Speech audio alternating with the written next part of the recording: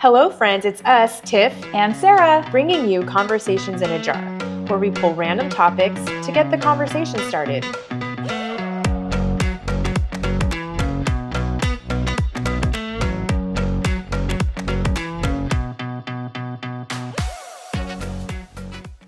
Do you want to drool? Yeah, let's do it. Let's go. Okay.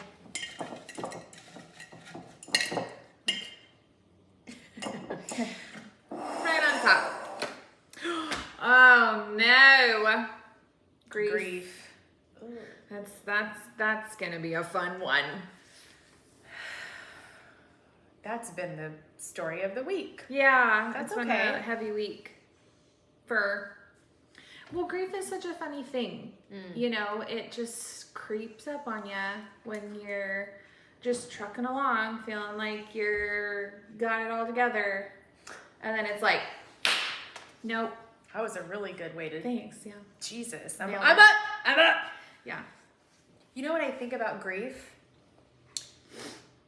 I don't feel that whatever you're grieving has to be dead or gone. Oh, for sure. But no one talks about that. They feel like grief is like, oh, the person has to pass on and be 12 feet under. I don't feel that. I think grief is when you are growing and you shed that person that you were and you evolve into something different and kind of mourning that person that you used to be. I went through that. My life is totally different. And it's not like I'm grieving like in the same sense, or if you had a friend and you're no longer friends anymore. You grieve that loss of a friendship. Yeah, or you had like a consistent, continuing relationship with someone from work, or your team gets split up at work, or people come and go, depending on how profound that relationship was and what they did for you and how much value they added.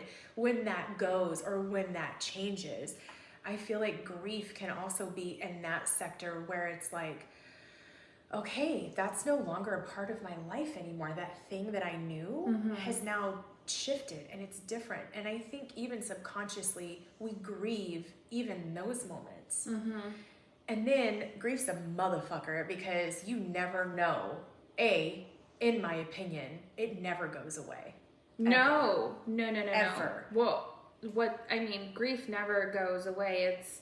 It's always such a heavy weight. You just get stronger at carrying it, right? And you don't know when it's going to show up. Yeah. Ever. Yeah. And I like what you were saying, though, about all of the different types of things we can grieve and those griefs do look different, right? Like a loss of a friendship, whether that's someone passing or moving away or just severing a friendship or a business, you know, like you were saying. And like my son, his best friend moved away, and I just feel like he's had so much loss in his tiny little 7 years so far that it kind of triggered him and like bringing up feelings of a bigger loss we've had in our family, loss of family members and stuff. And I mean, with COVID and we, you know, lost grandparents and we lost pets and we've lost very close friendship family members for lots of things, and it's so hard. It's so hard. COVID. And it doesn't get easier. We just get better at carrying it. Yeah, there is that basketball coach that talks about like this shit never changes. It doesn't get easier. You just get better at it. Yeah. It's just becoming. The other thing about grief is it's the emotional aspect. When someone passes on, it's a different grief because it's not tangible anymore, right? It's not like you can't go talk to that person and say, I love you, I miss you. It's so finite. It's so final and cut away. But grieving, okay, like if grieving a friend is, and that's tangible, or a divorce. Yeah. Whether you like that motherfucker or not, it's grieving what was once your norm and your comfort, what once was. And the loss of the life you thought you were going to have, all of that. Yeah. I feel like when we talk about grief, and I just lost my grandma, I don't know, I think it's been like a year now, and she passed when I was in the room with her. It just sheds so much perspective on what the fuck is important. Like, I know one of our, podcasts, we talked about, cleanliness and what should and shouldn't matter and those types of things. Yeah. I love listening to the Ed Milet podcast, and I had the pleasure of meeting him on more than one occasion. I just want to let the public know that my husband is taller than Ed Milet, and that was one of the hugest highlights of his life. Go team.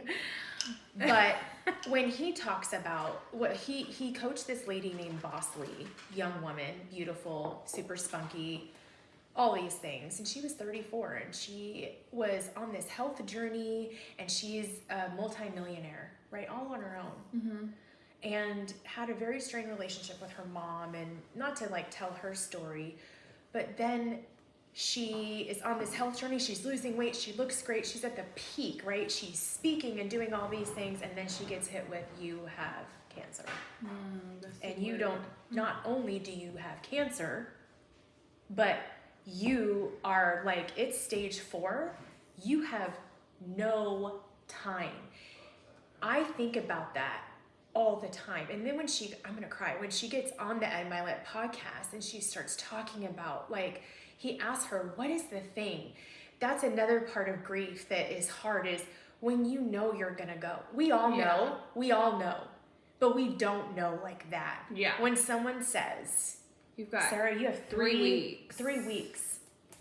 3 weeks. Yeah. Say goodbye to Josh, to me, to your boy. Say goodbye. That right there, that's grief, right? And then to hear another person in that space doing everything they can to stay here, just clawing and clawing, and she passed away. Yeah. Hearing her words, and Ed Milet was like, what's the one thing being in that seat, and as hard of a seat as that is to grasp, and I don't like when anyone's in it, because it's a mental fuck. What would you tell everybody? You know what she said? Don't sweat the small stuff. Yeah. And I really do try.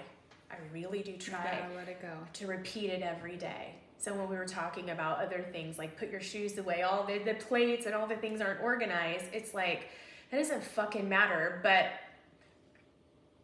I think it's easy to say being in her space. Yeah, it doesn't. And we let those things really get to us. Did I mess up my lipstick? No, you're good. Okay, cool. So grief to me in this stage of my life means so many things. Like, I'm no longer doing this as a job. I'm going to do this. Grief. I had one child. Now I have 2. Oh, that reminds me. Do you know what I mean? It's those things that show up that no one associates with grief. It's not just someone going. It's a loss. It's a loss of an identity. It's a loss of a norm. It's a loss of comfort, because it's not comfortable to grieve. No, and I think that it's kind of taboo. I like taboo. Let's talk.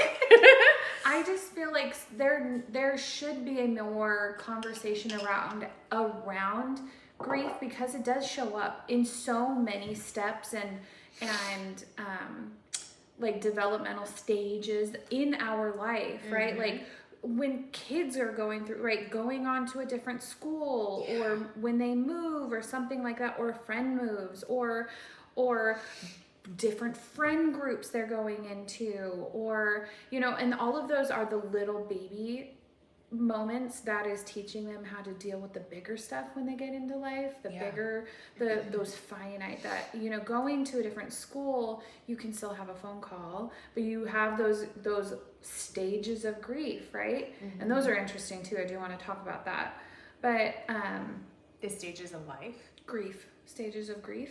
Oh yeah. Yeah. And when you think about, if you haven't gone through grief, a big grief, and I think that you hear, the 5 stages of grief, and it's first with you get, you think of that, it's, I did this one, check, move on to the next, check, move on to the next, now I'm done. And it is just not that way at all. You can be bargaining and then go back to denial, and then you can be pissed. You be so angry. And in grief, you are mad at everything, not just what happened, not what you're grieving, because that's not the way your brain works. You're just angry in general. Pain. That's where you are, and then and sadness and acceptance and whatever, right? Whatever, I would need to look it up, but it's not a straight line. It's such a ping pong different pathway. Yeah. And it shows up randomly. I mean, I think one of the weirdest experiences that I've had with my husband is never being able to meet his mom. And with all of the things that I have gone through in our relationship, blending our family, caring for his girls, the lack of having my mom be a part of that, sometimes I just want a mom. Yeah. That is a huge part of your life that you have to, I think also when you're every day. Yeah. That is something that you have to recognize and work through those stages. And like we said, it's not ever going to go away. Yeah, but his mom passed away, and she's like the sweetest woman and touched so many lives. He always says, I swear she brought you to me.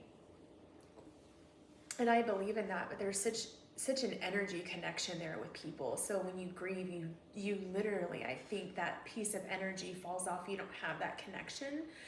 I think you do. I do feel that there are people, I feel that people still float around like little angels and spirits. And I talk to the people that I love that are no longer here. And I guess, grief shows up right now, just wanting to pick up the phone and call my mom and be like, hey mom, Gabby did this today, or she accomplished this, or Vinny did this. We don't talk. That's hard to go through, and she's here. Right. So then it plays on that whole, she is 3 exits down from me. Yeah. And is not a part of my life. Yeah. That's hard. That's really hard. And then you have Greg's mom, whom I've never met, and I want so badly to have met her because she sounds like the exact thing that I would need to have gotten through some of these stages. Yeah. In a healthier fashion. Yeah. I don't feel like, I don't go to my parents for advice or anything like that. So sometimes I just want a mom. Sometimes I just want a dad, and I don't have that. My dad is passed, so that hurts on a different level. But you can grieve people that are still here. Oh, yeah. Yeah. Absolutely. And so, and just like right now, you don't know when it's going to show up and just hit you right in the heart and just make you, reflect on how hard it is to lose somebody. And it's really hard when they're still here because you can still do something about it, and you hope that they want to do something about it. I think that, my family lost a very, very close friend, and that kind of put everything into perspective because we lost him in a tragic way very suddenly, and so there wasn't any of that even a 3-week notice. It was just so immediate, and there was nothing we could do. And then it was how I didn't know how to deal with any of that, and I had already been through grief counseling because I had been through something big before, and I went into, because I wasn't handling it well, and I went into grief counseling, not to be confused with all of the other counselings out there. Yeah. But I think, no matter how much help you get, each situation kind of brings up new realizations, new developments, New and emotions, yeah. and you never can step in the same river twice, right? Because you're not the same person. The river has changed, right? Yeah. All of those things is the same with grief. And even when you're kind of working through the same emotional grief thing, right? You kind of have to work those levels, those stages over and over and over. Yeah. And acceptance is a beautiful thing, and still sometimes that anger will come up. Yeah. And then you remind yourself, like, okay, and that doesn't serve me anymore to go back to that. Yeah. And I'm moving forward. And it still hurts in my heart with the, when I said there's a stigma around it, I feel like it's not talked about, and it shows up in life so much in different stages. Yeah. And of course, like kids in a little way, and then bigger and bigger in life, and hopefully they don't, have a big loss to deal with, to work through until they're more developed and have better tools to make sense of it all.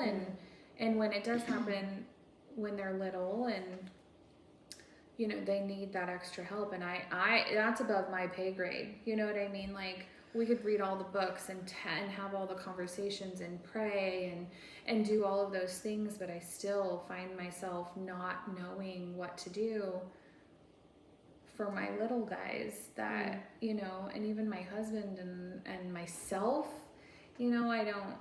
it can be really tricky. Yeah, I went through that with Gabby, unfortunately, when my dearest friend Amy, who watched her, passed away. Yeah. And I think what's crazy is when you talk to someone on the other line and you hear them every day, and you're always checking in with them and talking to them on the weekend, and just even in passing, like, hey, I called her, hey, Ames, I'm at Costco. This, wagon thing that you want is here. What color do you want? Call me back. It was weird that it even went to voicemail. And then I didn't hear from her all weekend. I assumed she was busy. I go to show up to her house to drop Gabby off because that's our norm, right? We don't have to talk. We just know what's it. Yeah. And to see a big letter, or please call this phone number, on her apartment door with my daughter not being able to get into a house that I just walked into. I was like, what? And that's how you found out? And then I called the number. It was her mom's number. And her mom couldn't even talk. Yeah. And I knew, and I am pretty sure I dropped to the ground. Gabby was 3? She would have been 3 because it was after the dog accident.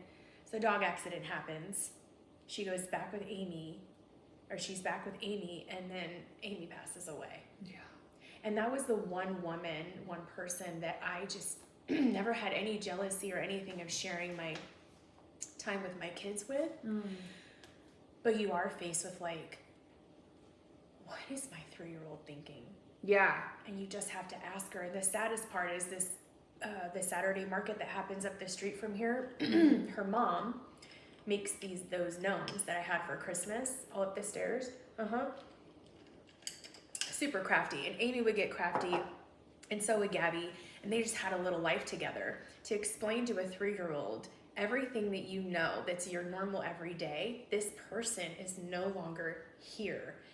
She still struggles. Her picture is in her bedroom. Yeah. She still has her blanket.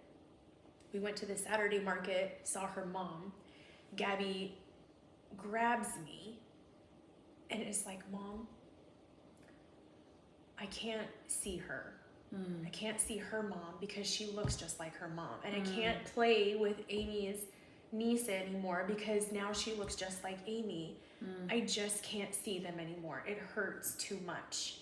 wasn't expecting that. I thought it would be like, I can't wait to see Grandma Jan. Let me go see her. Oh my gosh. Because she always went over there. Yeah. They always, like, they're family. And so Gabby had a little life with Amy and her mom and her family over there, you know, when I'm at work. And we ate lunch every day together when I worked at Windermere. And to your point of your friend passing, you had a life with these people.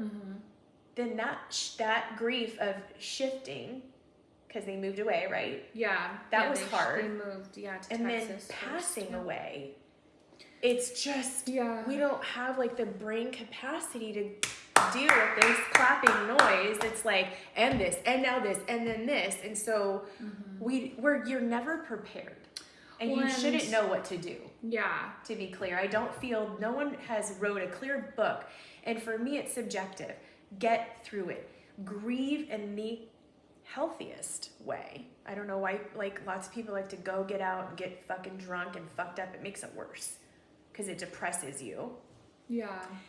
But again, when you are dealing with such an emotional ball, what do? Well, people grieve in so many different ways. Absolutely. There is not a right one way to do it. Yeah. There is not.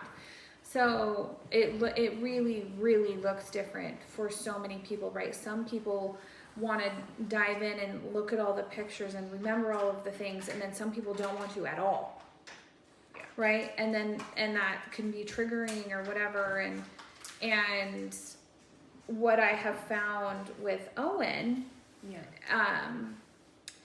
and with other things that, you know, he's a total empath. He really is. It picks up on all of the energy around him, and I've had to figure out a way to, in an age appropriate way, give him more information about things and enough for him to satisfy his curiosity and the questions that come up.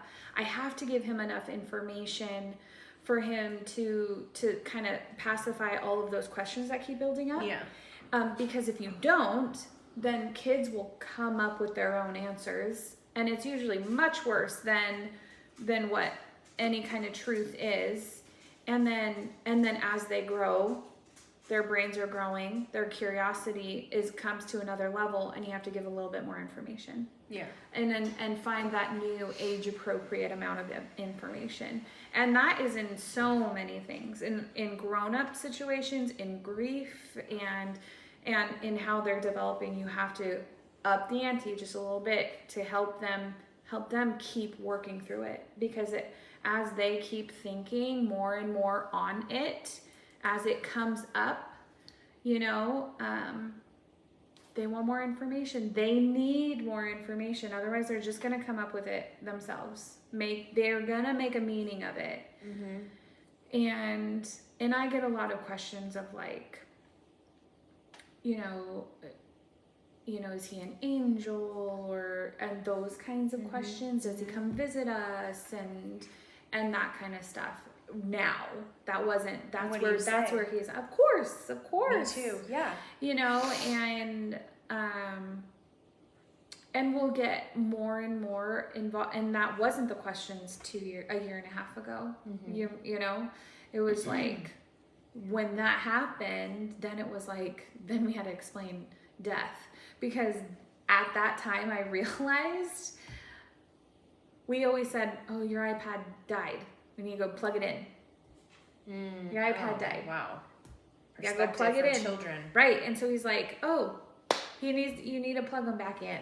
Like, you know what I mean? It's like, only that easy. You can't recharge a human, right? And so and then you have to figure out a way to explain that. That's a mind shift. Right. So so it's those little and then like, so then we get that. So then it's like, so then what? You know, and I'm sure we're gonna be growing with all of these new thoughts that are gonna come up for him.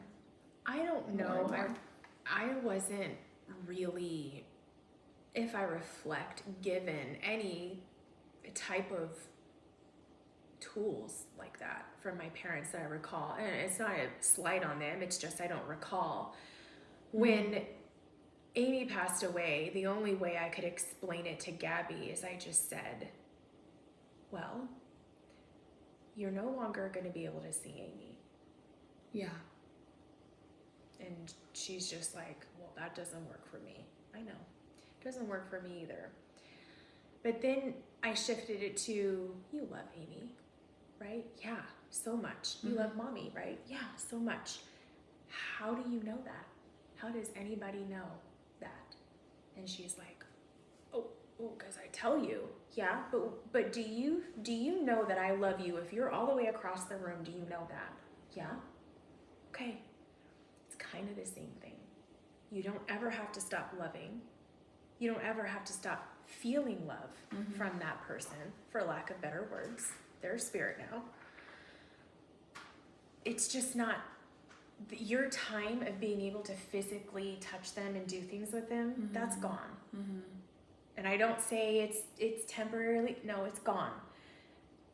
For me, there's nothing more jarring in the world than not telling someone everything, and then when they find out, like, oh my gosh, then it's a huge shock. So I just hit it right away. Like, you are not going to be able to physically touch her anymore. You won't be able to physically see her.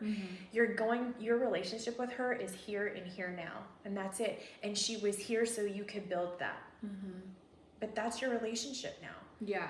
And it's really, if you want to talk to her picture, hold her blanket, do you want to go stop by a place you used to have lunch so that you can feel in that space, that energy in that moment, and bring back that nostalgia of when you were with her. We can totally do that. Yeah. But I do feel for kids, for me, I found that keeping Gabby active with Amy, like, not that she was still here, but slowly phasing that. Like, we celebrated her birthday, we got her a little cake. Yep. And celebrating that life that you knew that changed you forever. That, to me, that's what I feel is like healthy grieving. I didn't know what to do, Sarah. Yeah. That was not expecting that, because we just expect everyone to be like, you're not promised tomorrow. And those moments remind you of that. Yeah. I don't remember having any big grief moments growing up. I mean, the biggest loss I had growing up as a kid was honestly when my grandparents moved to Arizona, because they live next door to us. And I would go over and I would have breakfast with my grandma and grandpa every morning before school. Yeah. When they moved, that was the hardest thing. And that, I think I was in 5th grade. So nothing until then, 5th grade. And the hardest part of that was probably seeing my mom so sad. Yeah. That affected her. And you know, and then I had a friend that passed away in high school. And so I think that's what's hard for what I'm going through, I guess, is like seeing my little go through that and not, like, it's so unfair. You know, he shouldn't have to go through that right now. He's too young. Yeah, you want more control. Yeah. Can't. I know. You do, but you can't. Yeah. Yeah. So I guess, I mean, I have a lot of books and stuff, but honestly, this last week was hard for me, realizing he's going through, you know, again, we're going through a whole nother stage. He just had a birthday. He just turned 7. So, you know, it makes sense that we're now like entering in a whole nother stage, and like more questions and more feelings around it again, and things have come up, and his best friend moving away, and you know, and we're so blessed to have him in such a great school that they're like helping. And because I don't know, I mean, I can only make sure I'm having like the open conversation with him, and he knows he can always talk to me about stuff, and thankfully he does. But I don't know that I always have the right thing to say, which scares me, because I want to be telling him, I want to say the right things to him, but We all do, but sometimes what we think is the right thing to say isn't, and sometimes not saying anything at all is the best. yeah. And I feel that I'm super close to my kids, just like you are. Yours are younger, but just wait till they're older and they start asking different questions that are more grown up, and you're like, shit, right, okay, yeah, how do I handle this? And I call it the pulling the Band-Aid method. It's not for shock value. It's just like I just am not good at like beating around the bush. Okay, you probably because I don't have a penis. But I'm talking about a different beat around the bush. I'm talking about, I don't know how to like tell Gabby like, well, now, you know, it's God's plan and all that. Cause that's not comforting for her, I saw. She wanted like I'm a kid, satisfy me now. Tell me right, give me something now that I can like tangibly. Yeah. I got a picture of Amy. We're going to talk to Amy just like this. You're going to tell Amy about your day. And Amy's in her room right now. Like the picture of her. She's always with her. Yeah. There's comfort in that. We don't always know the right thing to say. We just have to ask the right questions. Where are you at? What do you need? Yeah. Oh, and what's going on in your brain? She was 3. And we still talk about Amy. Yeah. Yeah. Still. Yeah. I don't know if that'll ever go away. Time helps. Time makes things because you get better a little blurrier. Yeah. But hearing from her, like I thought, well, we're going to go to the Saturday market. You're going to see Amy's mom. You're going to be so happy. Amy's mom wants to see you. She's like, I can't. Loves this woman. Yeah. Loves this woman to death. I can't, Mom. I can't. She looks just like her. I can't. So she still feels that heavy, she still feels the loss. Oh, yeah. Big time. And it's so hard to explain to her how old she was. So now Gabby went through a stage, you can ask Greg, she still does it, where there's just such a fear of losing me. If I have a gray hair in my head, she's like, Mom, what is that? Oh my God, it would blow her day if she saw gray. Or don't say that. Why are you hurting? What's wrong with you? Huge perspective shift, because when you're a kid, you always feel like grandmas and grandpas, they're on their way out, okay? They're about to go play fucking poker with Jesus, okay? Grandmas and grandpas are already there, visually if they look that way, okay? But like, you know, if J-Lo becomes a grandma, that probably would be a little bit harder on grandkids because she looks so great all the time.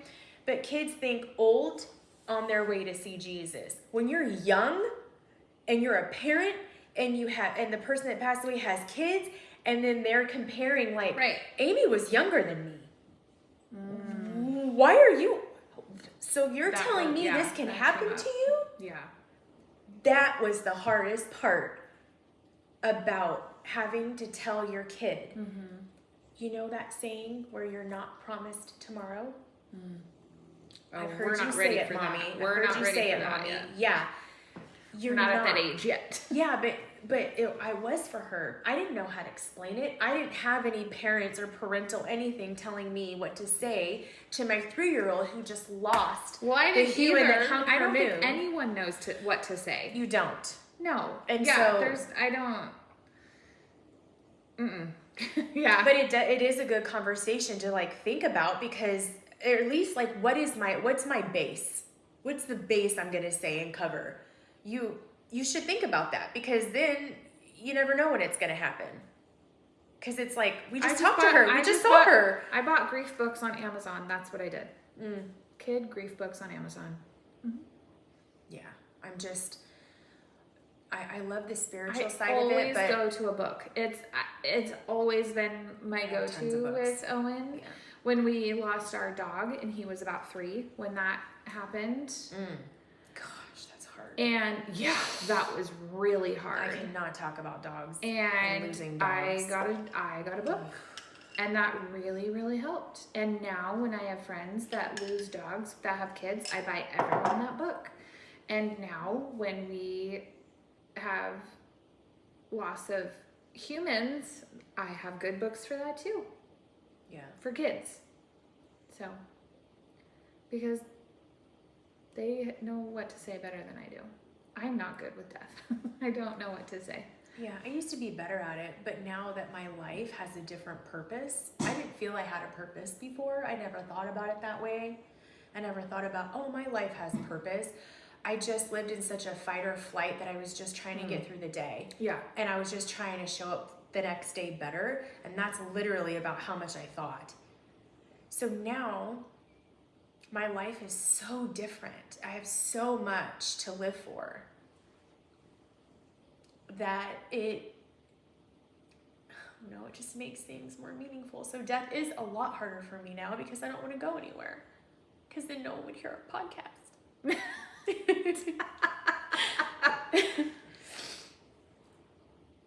And you want everyone to hear our podcast. Yeah. It's just such a vulnerable topic. Yeah.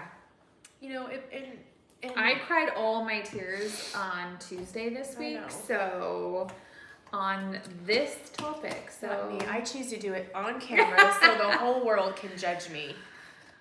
Judge away. Yeah. Just tell me my tears are pretty. That's all I care. You're gorgeous. They're gorgeous. But I think at the end of, so let's wrap it up. Yeah. Grief isn't just about death. It's the loss of anything, a shift in your life, in your perspective of things. It's a change. It's an energy shift that feels heavy, that takes time and space for you to give yourself space and time to work through it. Yeah. No matter what it is, loss of a friend that moved to another state or a grandmother that's passed away. Yeah. I told Owen when it hurts so much is when you know that the love was so good. Yeah, that's a really beautiful actual way of putting it. You had so much love, and the hurt that you have is because it feels right now that love is gone because the person is gone, but the love isn't gone. We can always feel that love. So, and that helps. And that was like when he was 4, that was the 4-year-old conversation. Yeah. So. Grief doesn't feel so big though when you don't give a fuck about the person. When you're like, gosh, well, thank maybe God. It's not grief. Can I drive you to the morgue? Let me drive your ass there. But something different. Yeah, but when you love somebody or something, and that's such a perfect way of putting it, then the grief is much bigger. Much bigger. Yeah. Yeah. Yeah, it's a hole in the heart when they took a piece of your heart when they left.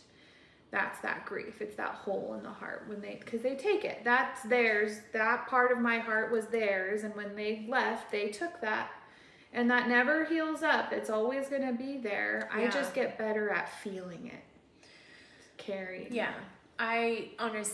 For me, I'm very spiritual. And I feel, just like in our bodies, where all of us are connected. Every life form, everything. We all are connected. And when you lose somebody and you don't have that energy going back and forth all the time, and that's what you're used to, your body loves it because they love that thing or that person or that moment or that job or whatever you leave, then it is very much a piece of you that you're putting to rest. Like all those, like when we talk about our egos and how certain pieces are of us show up, like the little girl that this happened to, or the older, girl, the 25-year-old or 14-year-old, all those pieces of us are her. We're all her. They show up differently. I feel that connections with people are like that. And so when they pass on, the light's a little dimmer on a physical level. Have you heard that? There's a scene from Modern Family, and it's when Jay, the grandpa, I've never seen Modern Family. I'm sorry. I feel like you would love that show. It's really funny. It's a total comedy.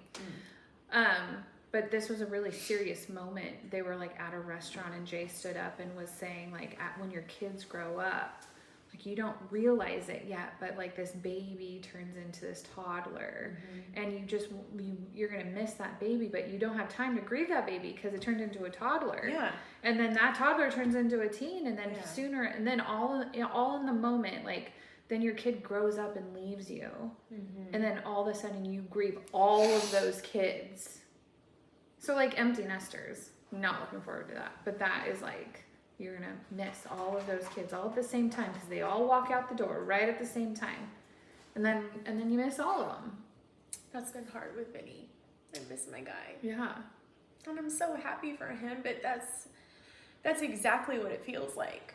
Because you don't have time. There's not enough time. And I think we say that because we're always moving forward like this. So yeah, you're like, oh, he's not a baby anymore. You think you have all this time, but you don't ever really get into settling in on what it feels like to not have a baby anymore. And now you have a toddler and you just have to love that toddler. Now we're toddlering. And you're right. Like you forget all of that. Yeah. With like a scraped knee, and then they're a teenager with all the attitude, and then they're like a young adult and out your house. Yeah.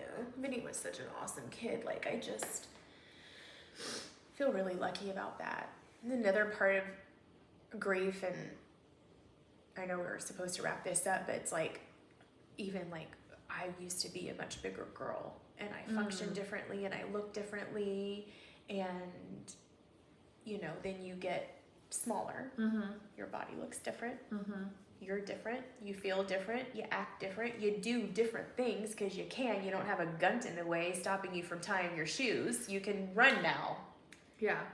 And that's a huge shift of like, whoa, you know, I can breathe now. I'm not like checking the mailbox, sweating, feeling like I'm going to have a heart attack.